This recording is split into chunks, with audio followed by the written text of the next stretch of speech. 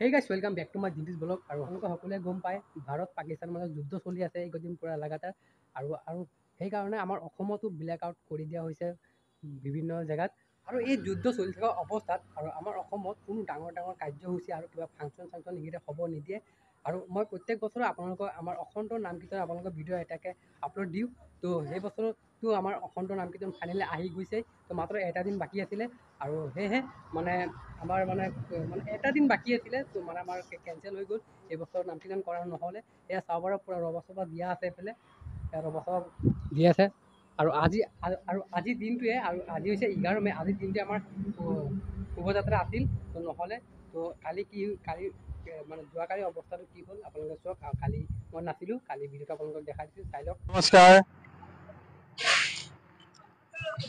যোৰহাট জিলাৰ চকলানী পথাৰ পাবনা গাঁৱত আৰু চকলাটিং চাহ বাগিচাৰ সকলো ৰাইজৰ সহযোগত 44তম বাৰ্ষিক অখণ্ড তাৰক ব্ৰহ্ম নাম কীৰ্তনৰ বিশ্ব শান্তি আৰু মানৱ কল্যাণাৰ্থে আমি আয়োজন কৰিছিলোঁ। দুৰ্ভাগ্যবশতঃ অতি দুখৰ বিষয়, ইতিমধ্যে আমাৰ দেশত ভাৰত পাকিস্তানৰ যুদ্ধ আৰম্ভ হৈ গ'ল। সেই পৰিপ্ৰেক্ষিতত অসমৰ মুখ্যমন্ত্ৰীয়ে অসমৰ সকলো জিলালৈ SOP জাৰি কৰিছে। আমাৰ যোৰহাট জিলাৰ উপায়ুক্ত মহোদয়েও SOP জাৰি কৰিছে আৰু সেই SOPক আমি সন্মান জনাইছোঁ, কাৰণ আমাৰ দেশখন আমি ৰক্ষা কৰিব লাগিব আৰু আমাৰ দেশৰ কাৰণে যিবিলাক আমাৰ ভাৰতবৰ্ষৰ সৈন্য বাহিনীয়ে যুঁজি আছে তেখেতসকলকো আমি এই অনুষ্ঠানৰ পৰাই ধন্যবাদ জ্ঞাপন কৰিছোঁ। তো ৰাইজক জ্ঞাতাৰ্থে জনাই দিছোঁ যে আমাৰ অনুষ্ঠানৰ তাৰিখটো আছিলে 27, 28, 29, 30 আৰু 31 বহাগ আৰু ইংৰাজী 11, 12, 13, 14 আৰু 15 মে 2025। গতিকে এই 5 দিনীয়া কাৰ্যসূচীটো আমাৰ অনিৰ্দিষ্ট কালৰ কাৰণে আমি বাতিল কৰিবলগীয়া হ'ল। তাৰ কাৰণে আমি অতিকৈ মৰ্মান্বিত হৈছোঁ।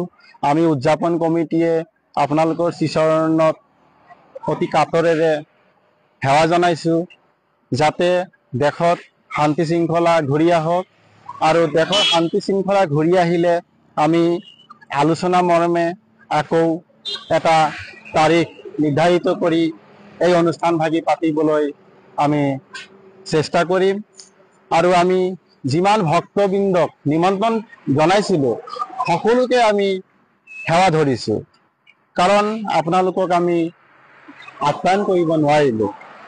গতিকে পৰৱৰ্তী তাৰিখ ধাৰ্য হ'লে আপোনালোকক আকৌ আমি জনাম আৰু আমি সকলোৱে আকৌ এবাৰ এই উদযাপন কমিটিৰ তৰফৰ পৰা আকৌ এবাৰ আপোনালোকৰ শ্ৰীচৰণত সেৱা জনাই ইমানে কৈ মোৰ চমু বক্তব্য সামৰণি মাৰিছোঁ। ধন্যবাদ। তো শুনিলে কথাখিনি, তো শুনি পিনে মোৰো বহুত বেয়া লাগিলে কথাখিনি শুনি পিনে।